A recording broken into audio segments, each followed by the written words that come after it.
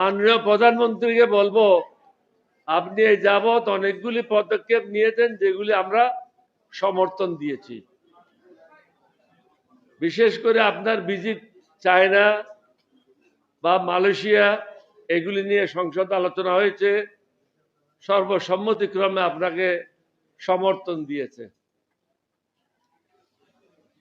কিন্তু ভারতীয় মিডিয়া কি বলছে যে ভারত আসে নাই। ভারত এটা হাসিনার তীর্থস্থান ছিল, আমাদের তীর্থস্থান না।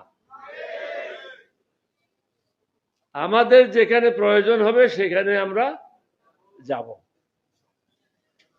দেশের প্রয়োজনে যেখানে যেতে হয় সরকার সেখানে যাবে। মাননীয় প্রধানমন্ত্রীকে আমি অনেকগুলি কথা বলেছি, আগেও বলেছি, আজকেও বলে যেতে চাই, আপনি চতুর্দিকে শত্রু রেখে দেশ পরিচালনা করতে পারবেন না। আমরা হলাম আপনার প্রকাশ্য শত্রু, যা বলছি মাইকে বলছি, কিন্তু আপনার আশেপাশে যারা আছে তারা হলো অপ্রকাশ্য শত্রু। অনেকে আছে যারা বিদেশ থেকে টাকা পায়, বিদেশ থেকে তাদেরকে পরামর্শ দেওয়া হয় এবং আপনাকে বিপদগামী করে।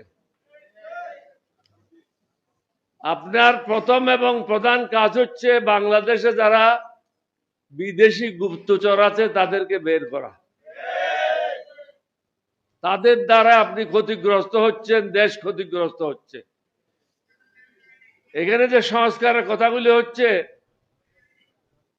আমার মনে হয় বেগম জিয়ার ছেলে হিসেবে, শহীদ রাষ্ট্রপতি জিয়ার ছেলে হিসেবে এটা উদ্যোগ নিয়ে আপনার করা উচিত। আপনি ইতিহাসের একজন নেতা হয়ে থাকেন, এটার আপনার ক্ষতি হওয়ার কিছু নাই। শুধু একটা জায়গায় আপনার অসুবিধা হইতে পারে যে আপনি প্রধানমন্ত্রী থাকলে দলের প্রধান থাকতে পারবেন না। এটা ছাড়া আমি কোনো জায়গায় আর কোনো সমস্যা দেখি না। ওটা নিয়ে আপনি আলোচনা করেন 11 দলীয় জোটের সাথে। বাকিগুলি যত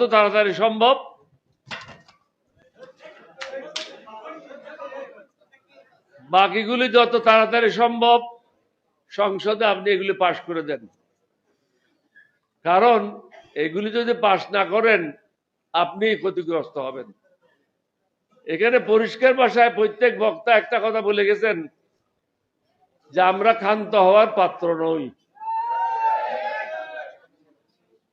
হয়তো আলাপ আলোচনার মাধ্যমে হবে, না হলে বল প্রয়োগের মাধ্যমে হবে।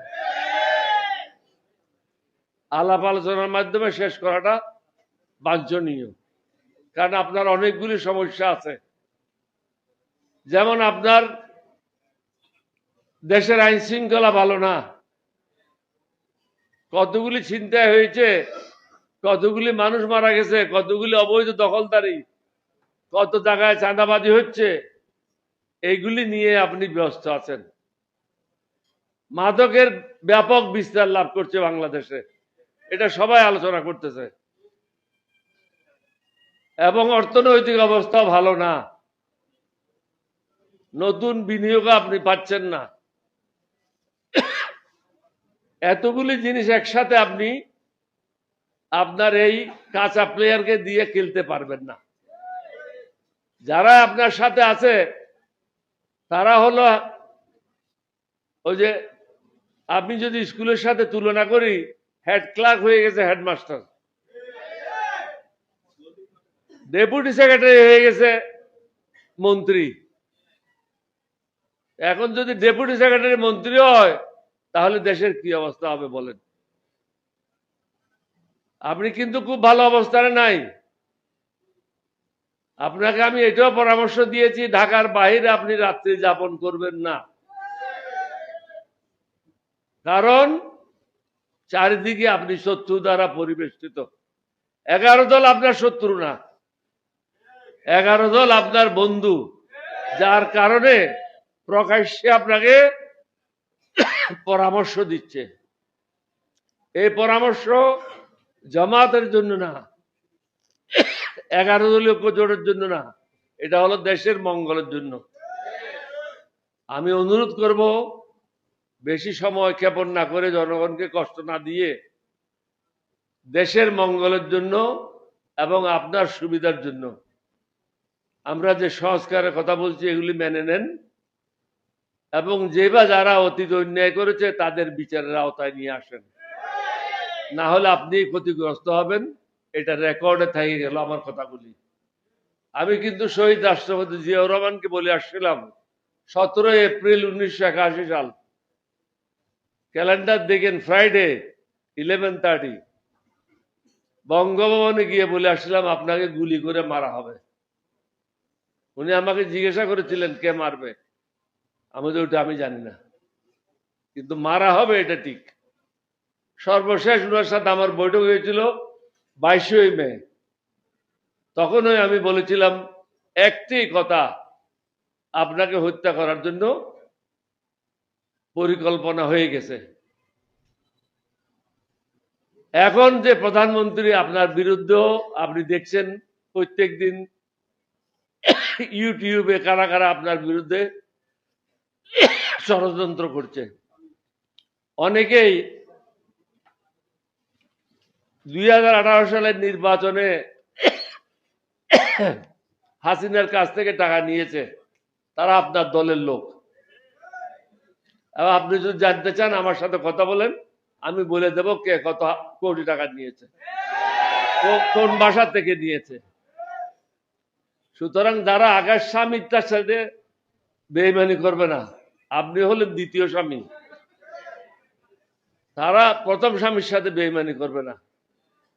আপনাকে সতর্ক থাকতে হবে এবং আমরা যেটা চাই, পুরা জাতি যেটা চায় সেটা আপনাকে অবশ্যই করতে হবে। এটা না করলে আমরা আপনাকে বল প্রয়োগ করে এটা করার জন্য ব্যবস্থা গ্রহণ করব।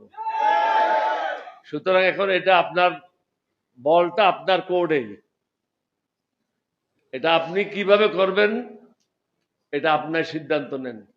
অর্থনৈতিক অবস্থা ভালো না, আইন শৃঙ্খলার অবস্থা ভালো না, শিক্ষার পরিবেশ ঠিক নাই, স্বাস্থ্য সেবা ভঙ্গুর, চারিদিকে হাহাকার, গরিব মানুষেরা যাদের নিত্য প্রয়োজনীয় দ্রব্যমূল্যের ঊর্ধ্বগতির কারণে সুন্দরভাবে জীবিকা নির্বাহ করতে পারছে না। কিছু লোক আমাকে বলেছে আজকে একটা কথা বলার জন্য, সেটা হলো পেনশন। কত বড় অন্যায় কাজ! আপনি প্রধানমন্ত্রী হিসাবে গত 15 বছরে যে সমস্ত অফিসারদেরকে বের করে দেওয়া হয়েছে চাকরি থেকে অন্যায়ভাবে, তাদেরকে আপনি প্রমোশনও দিচ্ছেন, টাকাও দিচ্ছেন। কিন্তু একটা বিষয় আপনি দেখেন নাই, হাসিনার আমলে বা এর আগে যারা 100% পেনশন বিক্রি করে ঘরবাড়ি করেছে, আখের গুছাইছে, তাদেরকে পুনরায় 100% পেনশন দেওয়া হয়েছে। এটা চরম অন্যায়। অথচ যারা 50% বিক্রি করেছে তাদেরকে 100% দেওয়া হয়নি। যারা 100% বিক্রি করেছে তাদেরকে 100% দেওয়া হয়েছে। যারা 50% বিক্রি করেছে তাদেরকে 50% দেওয়া হচ্ছে না। আমি অনুরোধ করব আপনি এই বিষয়টাও দেখেন, কারণ আমরা চাই মানবতার বাংলাদেশ, সুশাসনের বাংলাদেশ এবং সকলের জন্য একটা সুন্দর বাংলাদেশ। আপনাদের সবাইকে ধন্যবাদ। বাংলাদেশ জিন্দাবাদ। আসসালামু আলাইকুম।